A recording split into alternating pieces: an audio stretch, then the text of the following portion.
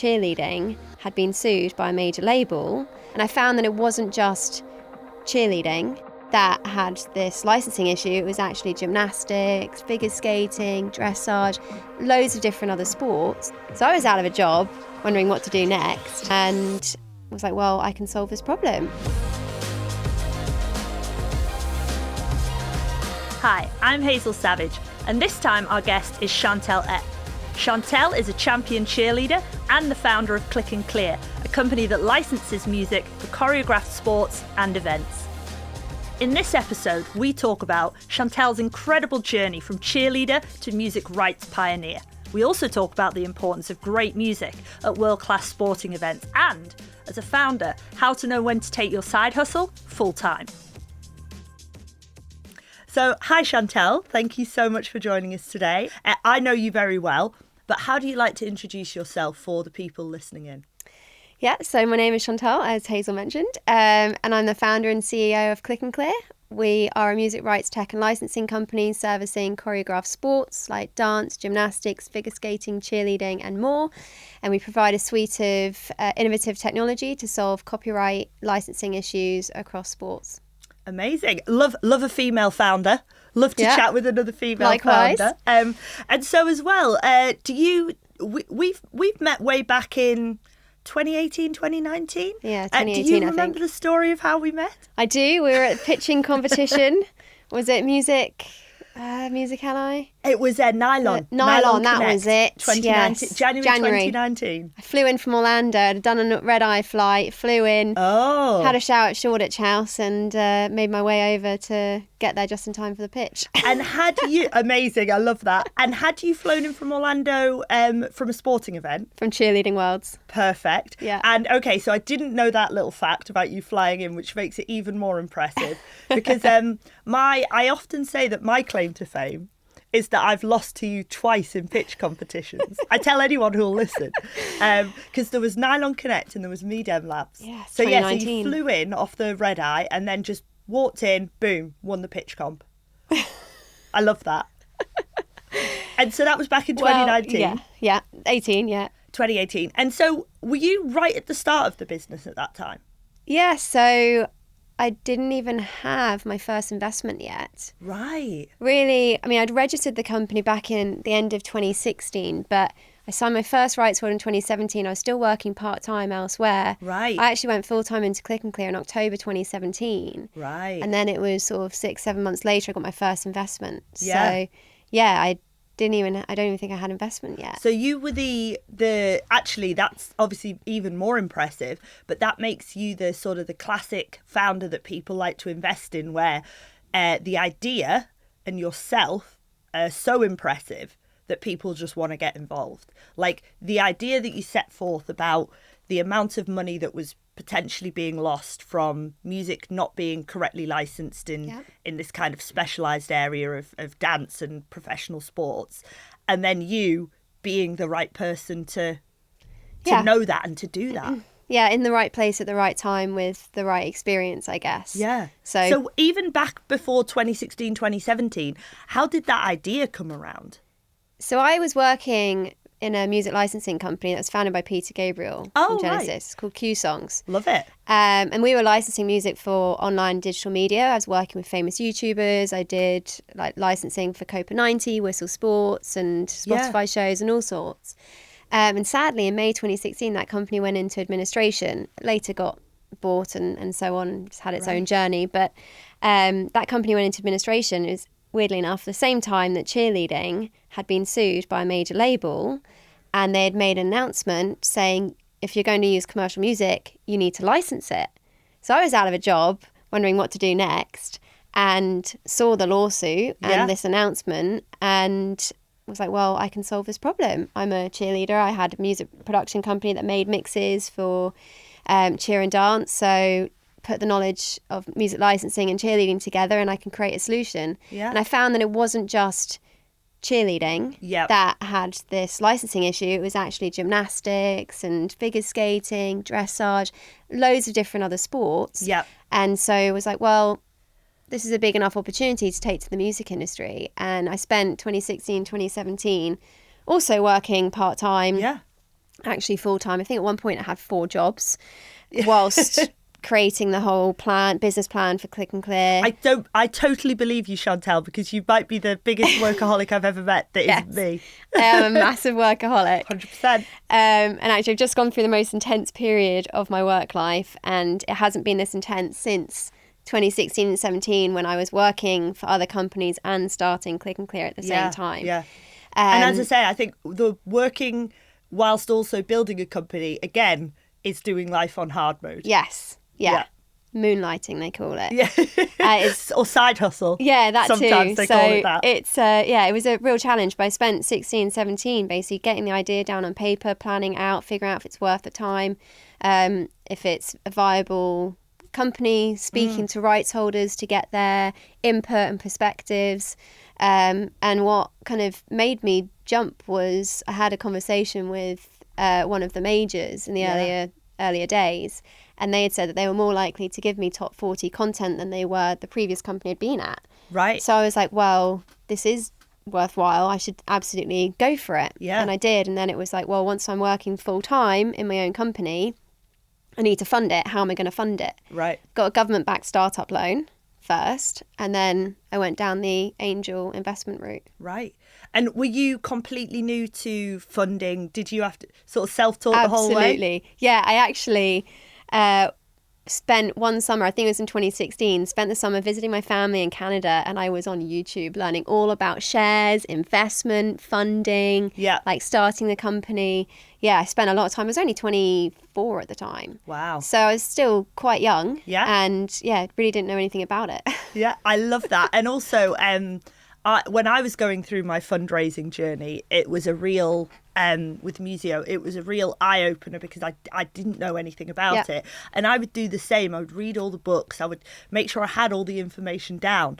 But then as soon as I got into a face-to-face meeting, if they changed something, and if, I said, oh, well, if this valuation's a bit low, they'd go, well, we could make it higher, but then we'd have to change X.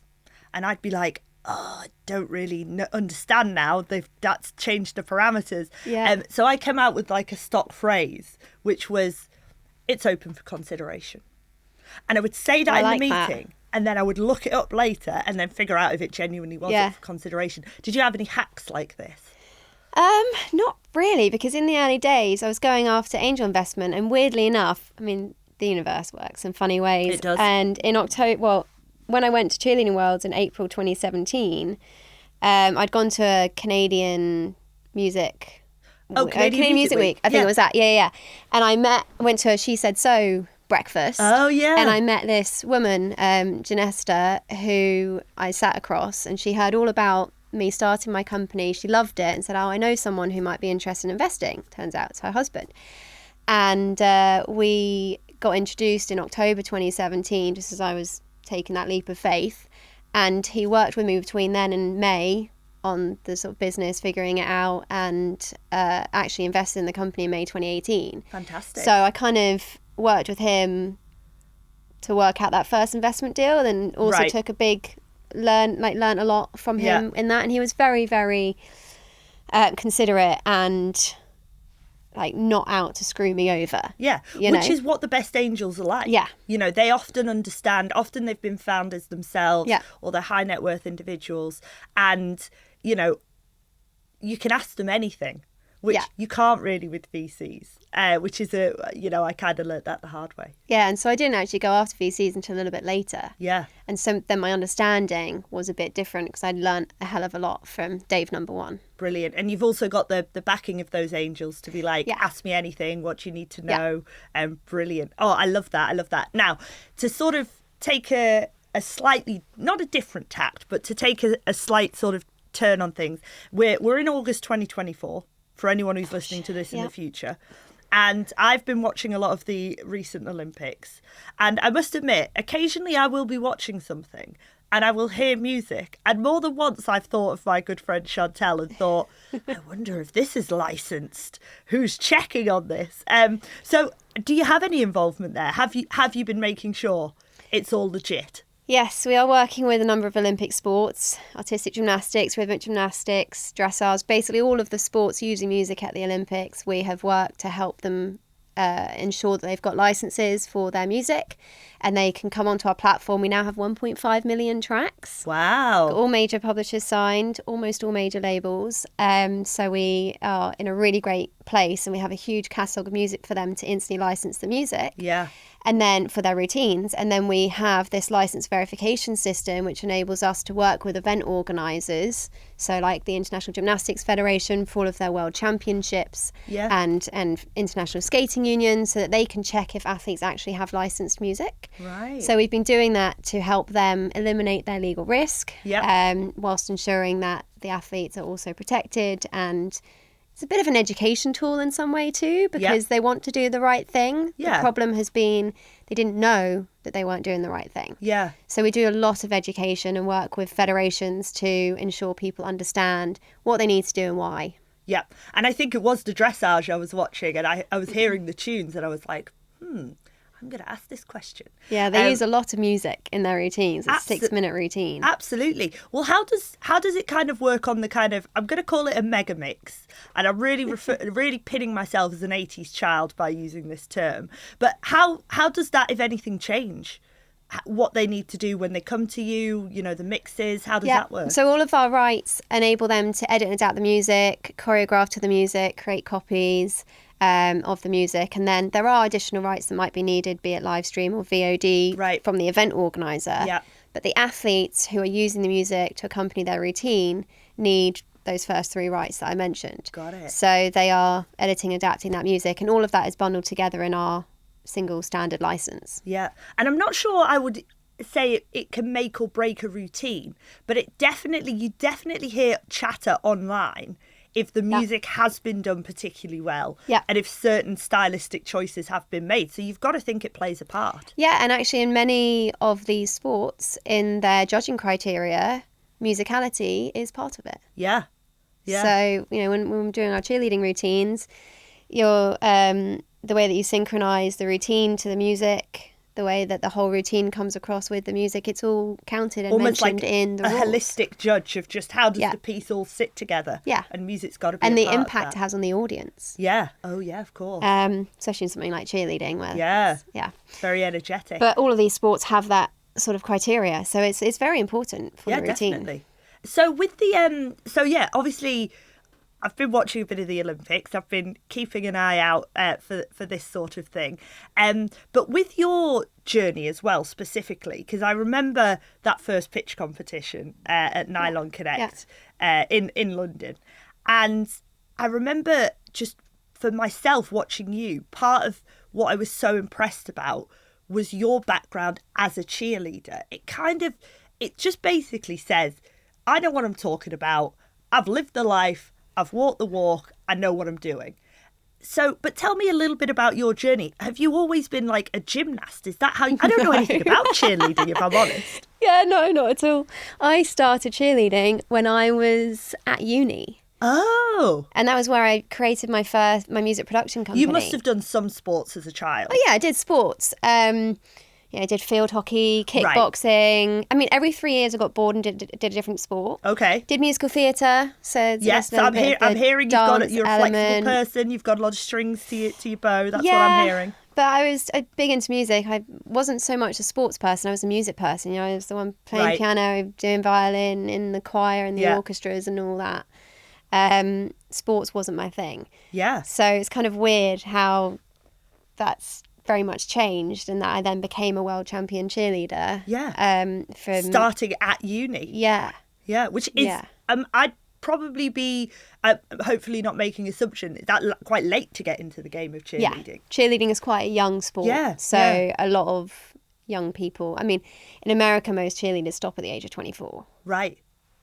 Yeah. Yeah. So how did you get into it at uni? Was there a poster up? Freshers fair. Freshers. Yeah, well, you know, I was always interested in something like cheerleading. My family are Canadian, and so that sort of kind of spirit. Both my aunties and cousins were baton twirlers and all of that, and so, you know, it's kind of saw what it was like over there.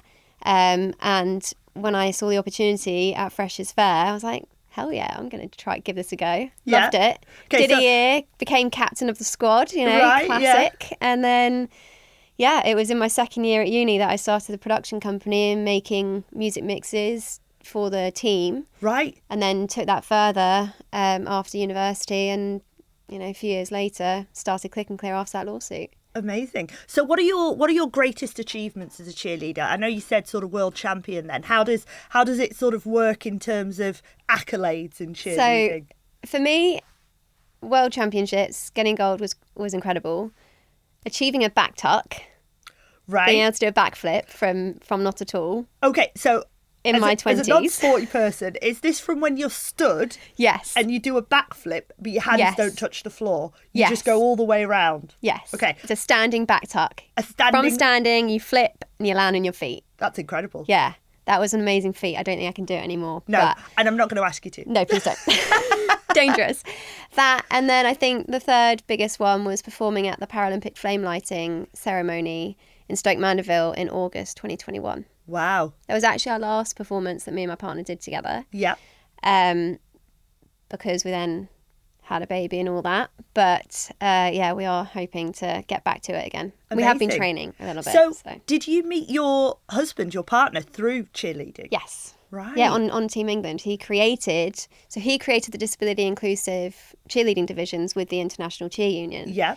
And brought the very first Team England back in 2016 as a showcase, and has built the division since then. So we've got USA, Scotland, Wales, England, Canada, and other countries participating. But him and I, between 2017 and 18, also whilst starting the company, I was travelling all around the world, showcasing disability inclusive cheerleading and helping different countries start their own teams. Wow. And I think we went to about 17 or 18 different countries. Yeah. I mean, you are a very high achieving couple. I'm gonna put that out there. I'm gonna put that out there.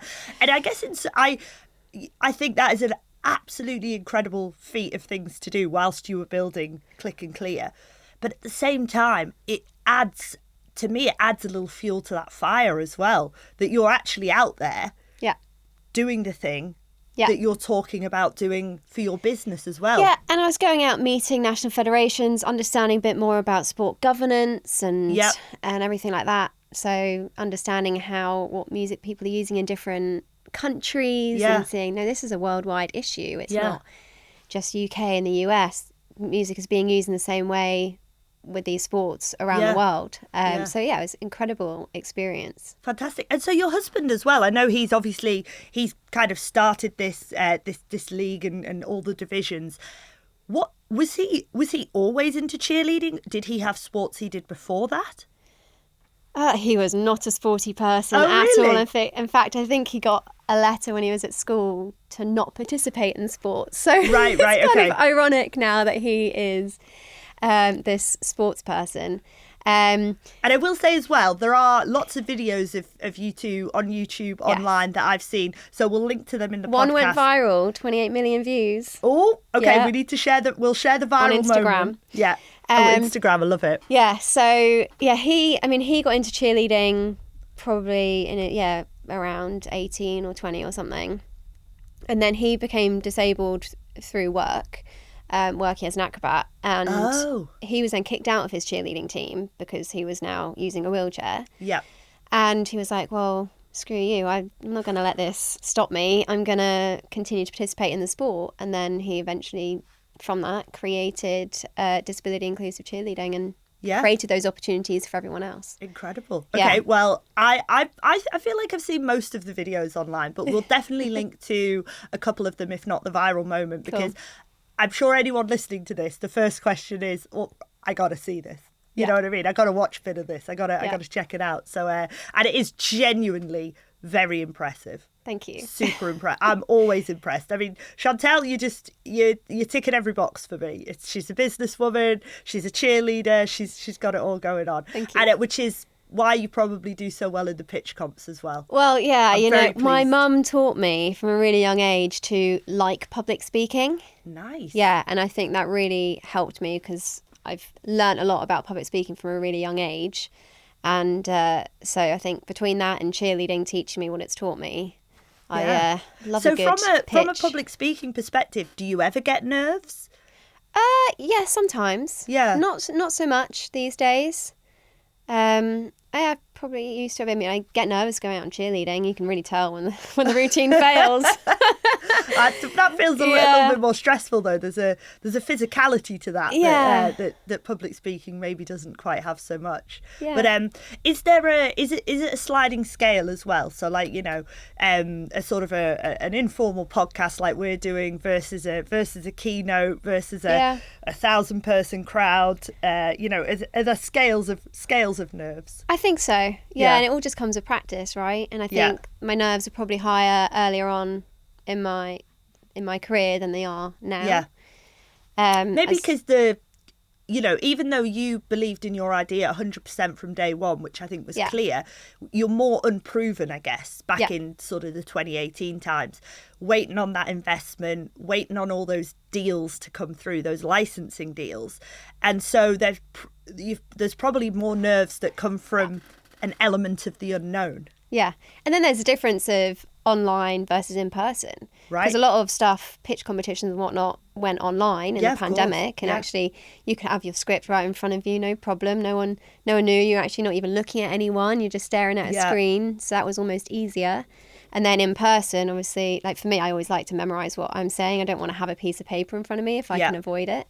And so if you get stuck and you can't ad lib, then if you just sticking to a script, then that is really challenging, and I think that can throw people off. So do you do a bit of ad-libbing these days, or do you still prefer to be... Yeah, no, I basically, when I'm doing these pitches and things like that, presentations, I put together a script. Yep. And then I practice that, and as I'm going through it, it changes completely. Right. And I've memorised the kind of core points, but otherwise I'm just saying whatever I feel like saying on that slide. Got it.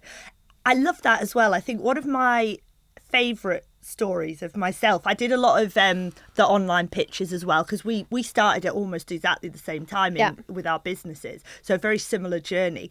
And I remember I was doing one, and obviously there's every tool in the world. You must have done an online pitch on Zoom, Google, Teams, you know, a standalone platform. There's so many of them, you know, it almost felt like a new one every time. And I remember I was asked to do like an online presentation, sort of not a keynote, but that sort of thing, where it's like a registered webinar, sign up to see Hazel do her talk about building the business, etc., etc. And I got on the platform and I could only see myself. So it was like looking into a mirror doing the presentation. And usually I try to gauge how many jokes to tell, how much energy to have by the reaction. But I'm looking at my own face. So I could be telling a joke and it is just dying. Tumbleweed. And tumbleweed. But what was also funny was because I'd not really heard of the company and I didn't know the software. So I was in my own head thinking, oh, there's probably like 5 or 6 people.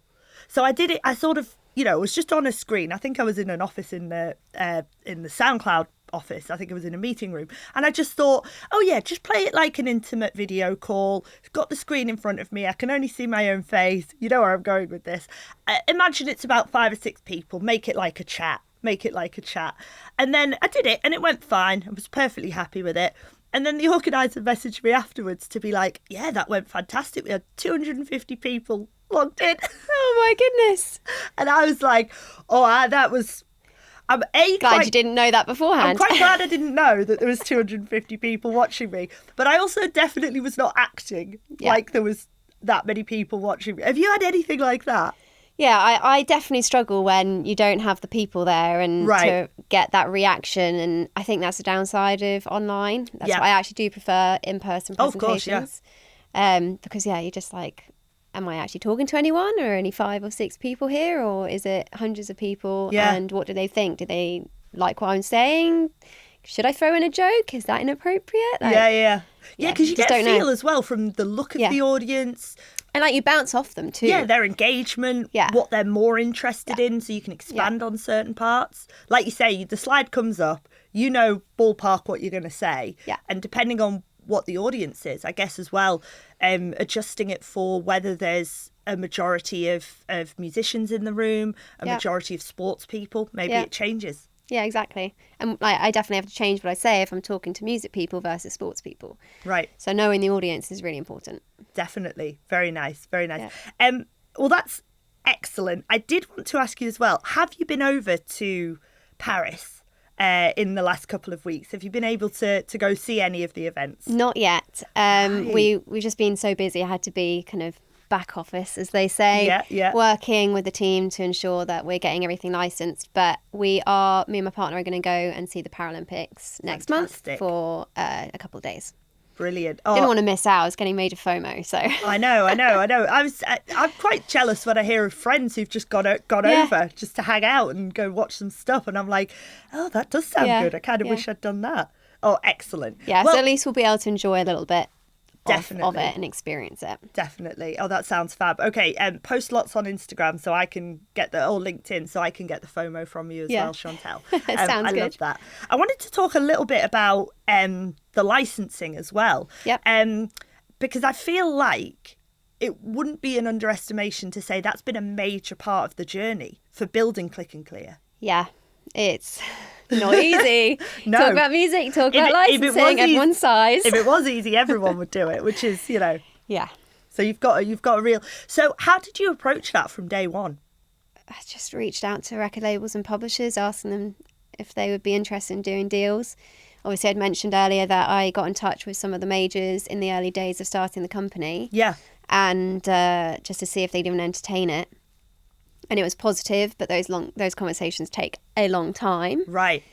So we signed our first major publisher in 2018. Yeah. End of 2018. And then I don't really know about the rest. They all just kind of came over the last few years. And I think that's the thing people not misunderstand, but don't anticipate. The length of time that takes. I didn't anticipate it. Yeah. What was your best guess estimate? I thought, 2-3 years we should have everyone on board. Right. And 7 years later, I'm still missing one. Yeah. Which, though, hopefully, end of this year might happen. Fingers crossed. Yeah. But, it takes so long. And because of the nature of publishing in particular, it's so fragmented. Yep. That even when you have got pretty much all the major independents, you've got all the major publishers, you're still missing pieces of the pie. Yeah. Right? And you can't make music, because we're doing licensing, we can't make music available on the platform unless we've cleared 100% of both the master and publishing sides. Right. So in our internal database, we've got, I think, almost 11 million masters. Okay. So 11 million recordings. Yeah. And 17 or 18 million publishing rights. Actually, I think it's 18 million now. So we've got almost 30 million copyrights in total in our database, but 1.5 million are live. Yeah. Because of the way that the jigsaw puzzle fits together. And also because we have quite a strict matching algorithm. Yeah. So we're being a bit more conservative to make sure that only music that is definitely 100% cleared goes live. Yeah. Where there's more that we can do to improve the algorithm to get more content that I know is sitting in there ready to be matched, but for whatever reason hasn't been matched yet. Yeah. So that's going to be a focus for us. But yeah, it's a massive And is this feat. where you think the real value of ClicknClear is? Because the time dedicated and the database that you're creating, is that where a large part of the business value comes from? Absolutely, because you can't, for an athlete licensing music, they have no idea what to do or where to go. No. They don't even know the rights that they need and don't really have much of a budget. And anytime you go and do a deal one-off directly with a record label or publisher, there tends to be minimums. It's a manual process. No one has the time or money to handle a process like that. Yeah. So we need an aggregated approach where there is a solution where people can come to the platform and instantly license music that is already pre-cleared. Yeah. And that means more money is on the table for the rights holders because we can actually access the market at scale. Yeah. And there's 100 million athletes around the world doing these sports. Yeah. And there's no way record labels and publishers can handle 100 million. No, not for like a one-off small deal. Maybe the labels will interact for a specific track license for a large branded campaign, a TV advert, but for just say a sports meet in the Philippines where it's just very, very small incremental uses of the music, it's not even worth the time for them to have a human being draw up the contract. You know, exactly. so that's where the opportunity is. So with that 1.5 million as well, I'm excited to dig in a little bit here. What are your most requested tracks, and what are the sort of top tracks on the platform? Like, is hip hop popular? Is dance music popular? Like what's specific about sport and music that goes together, or is there anything? It's quite a wide range of music. Right. At first I thought it'd be a lot of kind of pop stuff and hip hop Yeah. and dance, but we also have people requesting a lot of classical music. We've got people requesting music from unknown artists. Well, I say requesting, just going on and licensing the music. Right. From unknown artists, and it's really quite a wide range. Yeah. Sometimes quite eclectic. Yeah. Music from different countries. Yep. You know, we've got athletes in China who are licensing Chinese artists from our platform. Yeah. So it's really quite a range, and I couldn't really tell you if there's a handful of specific tracks that get licensed the most. Right. At the moment, we haven't really looked into that as much right now, but I feel if you ever want to go the press route, you know, Chantal's sporting charts, which is what I would name it.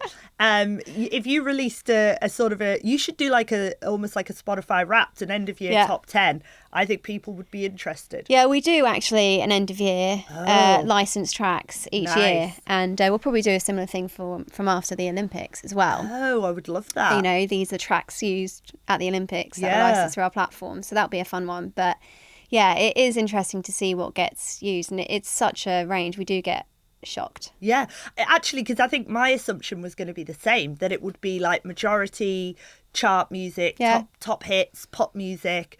That's not the case. That's what I'm picturing in my head, you know. But yeah, I mean, we've got people used to just using music from online, so they used to YouTube links, Spotify links, and sometimes, I mean, we have people coming to us with a track with literally a YouTube link, right. And it's a mashup of music that was made. It was a DJ bootleg remix. Right, yeah. So it wasn't even licensed in the first place. Yeah. So, you know, it's quite challenging going through that kind of a process and educating the user about why that's not okay and what they need to do. But yeah, it's quite, I mean, sometimes people are wanting production music. Right. They're just wanting some epic cinematic instrumental. Oh. Is that something you provide as well? Yeah. Oh, fantastic. Yeah, we've got a catalogue of production music as well on the platform. Got it. Yeah, we're trying to create as wide a range as possible because people are so used to just ripping off the internet. Yeah. Yeah, and what you don't want is them to come to the site, not find that production cinematic, and then go off and use something illegally. Yeah, exactly. That's the worst use case. That's what we're avoiding. Yeah, and like they can make a request through our platforms. If we don't have it, they can let us know. And then we have the verification system. So if they are attending competitions where that system is implemented, it will flag up if it's unlicensed. Yeah. And if we've got the song available on our platform, they can license those missing tracks. Otherwise, they can make a request.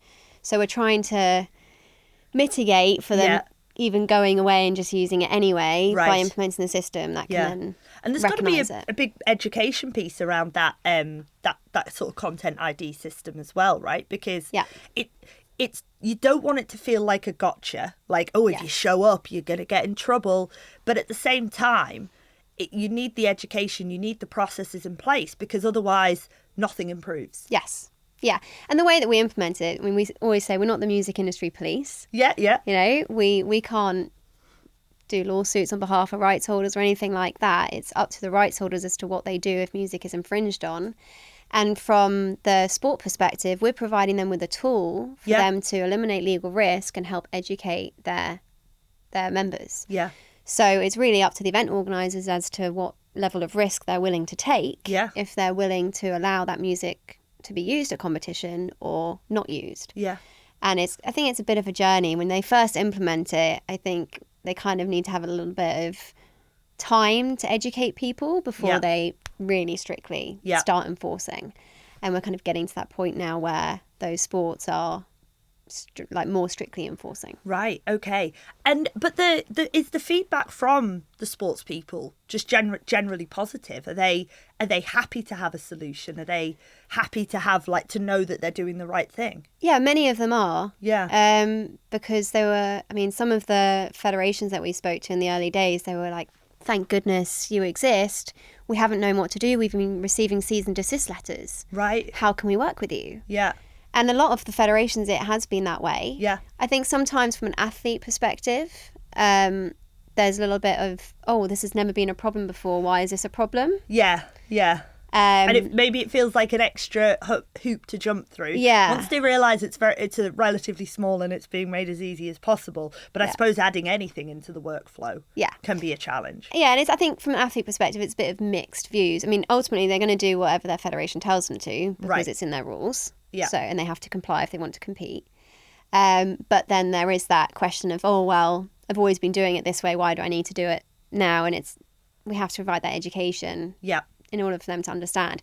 And actually, we created this incredible e-learning course with the International Skating Union that just got released in June to take athletes and members through an interactive learning experience around music, rights, and using ClicknClear. Right. Well, and I suppose skating is another one where the music is such an integral part of the performance. Are we talking about ice skating? Yes. Yeah. Figure skating. So yeah, basically dancing on ice, isn't it? Fantastic. Yeah, exactly. So, and now I'm picturing in my head, I'm trying to picture the kind of music that gets used in those famous routines as well. Yeah, I mean, again, it varies. It used to just be instrumental music. They made a change, I think in 2018, to allow for music with vocals. Right. So now we're starting to see some more popular songs being used, but also kind of classical remakes of popular songs, and other just classical music. Right. So there's still quite a lot of strings and definitely piano music. Quite majestic. Yeah. I think is the kind of word that you would use to describe. I'm picturing bolero. You know what I mean? Yeah. I'm picturing the classics. I absolutely love that. And so with the business itself, I mean, I don't know if anyone ever said this to you early on in the journey, but when I was starting in 2018, all the investors want to know, are you in this for the long haul? Are you up for doing this for 10 years? Like VCs would ask us that outright. When you first started, were you thinking this is a 7 to 10 year plus journey? Or did you just start and almost not think that far ahead? I don't know, to be honest. I mean, I thought things would happen quicker. Right. And I was quite naive, but naivety is sometimes a blessing. Otherwise, we might never get started. Yeah, exactly. Mm-hmm. But yeah, I mean, I think I just saw as I need to solve this problem. I'm going to do this until the problem is solved. Yeah. And even still now, I'm a bit like, well, how long am I going to do this for? Do I want to sell the company? Do I want to IPO? What do I want to do to realise some other benefits for myself after all this hard work? But I think I just keep going back to, well, I want to continue to expand the company and actually grow into other areas. Yeah. And I don't want to sell yet. Yeah. And I did have some inquiries a few years ago. Yeah. And still, keep conversations open. But yeah, I think I've got quite a big vision for the company and want to see that through. Well, I always say there is a correct response to "Are you for sale?" which is give me a number. Yeah, of course. And then I'll see if you're serious or not. Exactly. It's not a yes and it's not a no. Yeah. Which is to me the correct answer.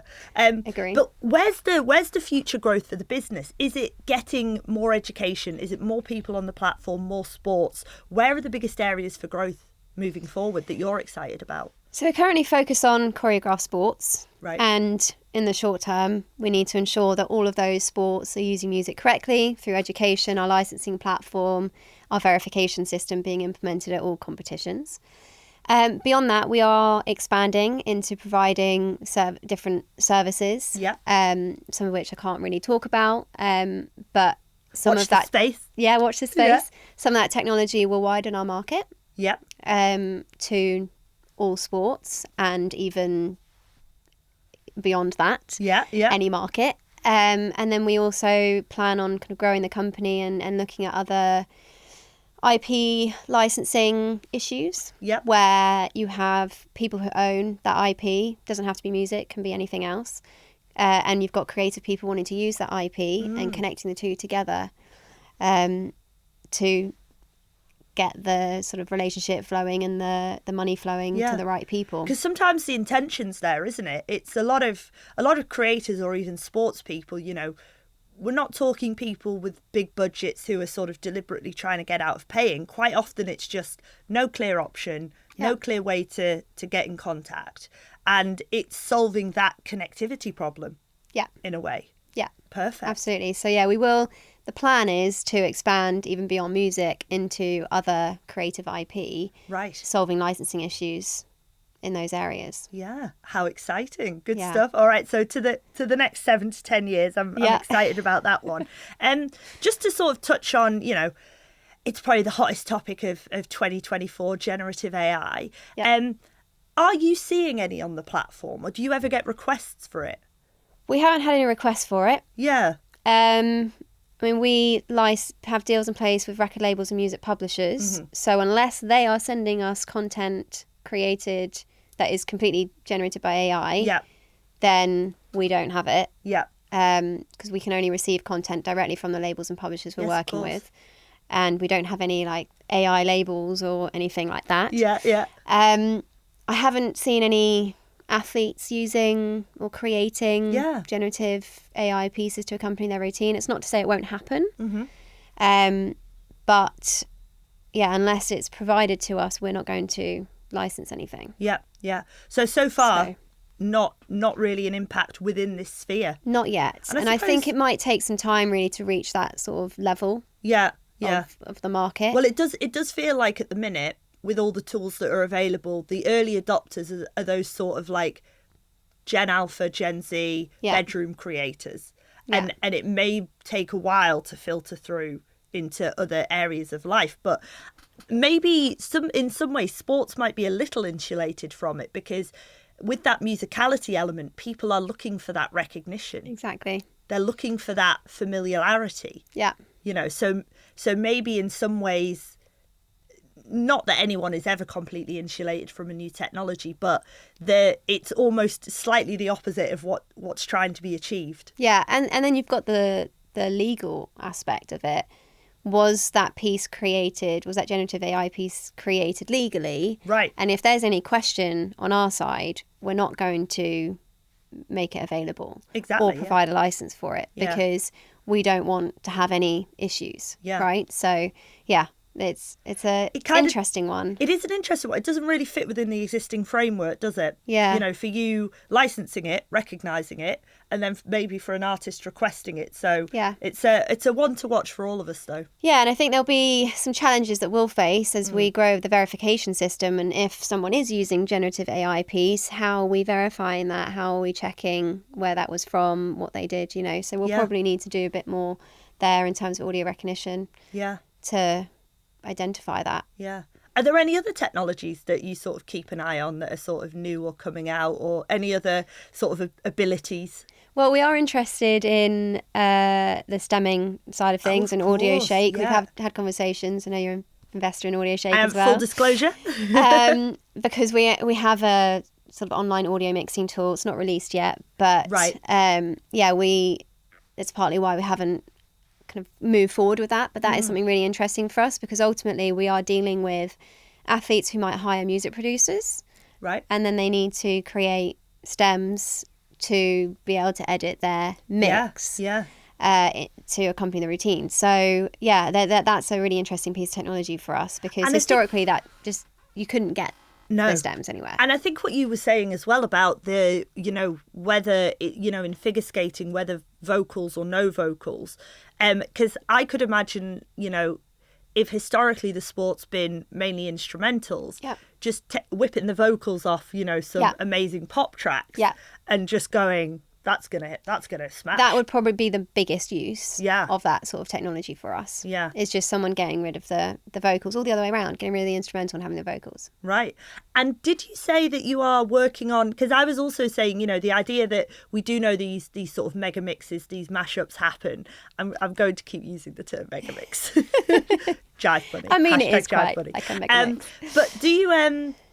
So is there ultimately a goal to provide that sort of function and mixing within the platform, almost like a sort of a DAW interaction. Because at the minute, I imagine they just take the music, they go off elsewhere, like you say, with the producer. But could it be an all-in-one?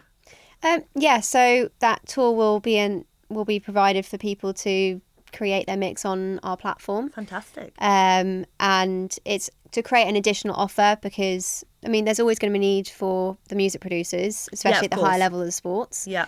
But when we're dealing with countries all around the world who don't have big budgets, then having an online tool for them to create a mix themselves will be a lot more beneficial for them. And it's a sliding scale, isn't it? Of course, there's always, if it's a routine at the Olympics and it's got to be, absolutely needle microsecond perfect, then it's major producer territory. But if it's, if there's some flexibility within that, a group routine, possibly even, schools in the education space where things are a little bit more, free and easy going, a bit like with all these technologies, whether it's from AI mastering right up to hiring, the best mix master in the world, there's you need the kind of sliding scale to provide that service to a wide range of uses. Yeah, and we're wanting to basically cater for everyone. Yeah. And right now people come to license the music, but then they go off platform to create that mix. And so we want to keep them on the platform, have that kind of seamless journey from licensing to mixing to then the verification piece. Yeah. And also protects our rights holders more strongly because there are no downloads then. So it reduces the number of downloads of audio files because that music will just appear in our audio mixing tool for that athlete to mix. And also you would have to think that would help with the verification as well because you'll be able to know track all the components. Exactly, rather than the difficulty of having to spot the various components using technology. Exactly. So you kind of don't need audio recognition then at that point. You can do different checks. Right, on the music. Simple, track ID. Yeah. Do a track ID, a unique ID system. Yes. Whack it on the blockchain if you want. But because I do think as well, and something I often say to people is like AI recognition and fingerprinting recognition, sort of Shazam style technology is not always the easiest way to do something. No. Sometimes the easiest way to do something is text based. Yeah. And, and people love a high tech solution, but sometimes it's a little bit over engineering. Yeah, so with our verification system, we use lots of different methods to match, and the users have to input the data of the songs that they're using in their mix. Yeah. And then we're also checking that against audio recognition and checking that against a license agreement to see if there are matches and if this is valid. Yeah. So we do quite a lot of different checks. Yeah. And you're right. If we've already if someone's made the mix on our platform, then we know what they've made. We don't necessarily need to go through that recognition process. It's the same as someone's licensed all their music. Yeah. Other than just checking, have they actually used the songs that they say that they are? Right, okay. There isn't really anything else that you need to do. Yeah. Well, this is, one of my other favourite examples is people still to this day will quite often ask me, could a technology like Museo by SoundCloud's fingerprinting, can it tell you the language a song is sung in?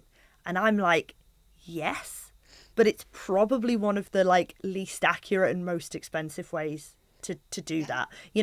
We did an example once where we trained the AI on 5,000 songs in Mandarin Chinese, 5,000 in English. We taught the AI the difference. After 2 weeks, we gave it a new track and we're like, is it in Mandarin or is it in English? And it was about 97% accurate, but that's just an either or choice. Yeah. It knew it was getting English or Mandarin, so that was relatively easy. But yes, it can do it. But the cost of doing it, versus say, and this is what I say sometimes to clients today, is I say, well, just look in the artist and title field. Do you see any Chinese words or Chinese characters? That's like a way more accurate way of figuring out if it's in Mandarin. Yeah, or if you've got access to the lyrics. Absolutely. Yeah. Yeah, and a much cheaper way and a much more accurate way of figuring out if what language a song is in. But of course, people don't often expect an AI founder to be recommending not to use AI. But I think... you've got to be sensible with it. Well, yeah, exactly. Yeah. And with the application of it. And it's the same with blockchain. Mm-hmm. Everyone thought blockchain was going to save the music industry's data problem. And it's like, well, blockchain can be used for database for music industry ownership, but there are also other ways that you can do that might be more affordable. Yeah, Brilliant. Okay, so gonna go with some final questions for you, Chantal. If you could change one thing about the music industry, what would it be? Oh gosh, that is a really tough question. I guess how I would reduce the complexity of ownership of music. Yeah. Because I think I totally understand why. Mm-hmm. But I guess you have lots of different writers, but maybe if there was a way where the majority shareholder could approve on behalf of all of the lower, like the minority an shareholder. world. Yeah, just Can like we drag? investment. Yeah, like drag along rights. I think that would actually open up a lot of revenue opportunities for the music industry. Yeah. And again, it's not from I understand the idea of wanting everyone to have a say, have an opinion, but actually it's leading maybe directly to a loss of revenue, a loss of money. So very. And then people just infringe, and then you're not really going to go after them unless you know it's worthwhile and have got the money to actually go and sue people. And it's 9 times out of 10, it's not actually worthwhile to go and sue people. So it's better to just get the money in the first place, provided you're okay with it. And if you're sat in a writing session and you've been going through agreeing all the splits, just in the contract, the contract can state anyone with X percentage or less agrees to any further licensing activities. As long as it's not prohibited use or and you can put conditions on it. The contractual language exists. Maybe we don't want to maybe you can exclude political use cases and other things like that, but it should be relatively simple. So that's a big change I would like to see, but I think that would be quite a big one and take a long time. Nice. Okay, and final question then. 2024. Yeah. What will you remember 2024 as the year of for you personally? The year of growth. Yeah, we've experienced a significant amount of growth, loads of growing pains. It's been a really tough few months. Yeah. But really, really exciting. Working with more sports than we ever had before. Working with almost every single major label and publisher. Yep. And hopefully by the end of the year, it will be the year we've got every major label and publisher. But yeah, I think it's really been a turning point for us, and I call it the year of growth. Nice. I look forward to that press announcement. Yes, and thank you. I continue to be one of your biggest fans. Thank you. If anyone asks me about the female founder journey, I'm like, you need to know about Chantal.